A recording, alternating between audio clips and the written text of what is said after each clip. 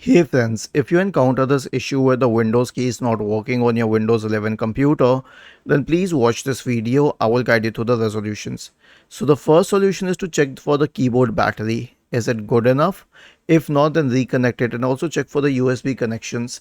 Rather, try connecting the keyboard to a different computer and see if it helps. Now the second solution is to disable filter and sticky keys.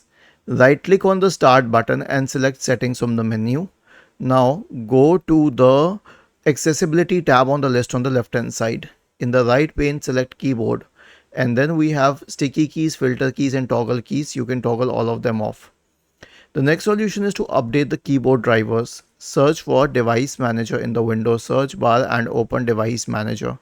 Now expand the list for keyboards. Right click on the first keyboard driver and select update drivers. The last solution is a system restore, so search for recovery in the Windows search bar and open recovery. Click on open system restore, select next, select a good restore point, click on next, finish, and then finally click on yes to initiate the process. Was this helpful?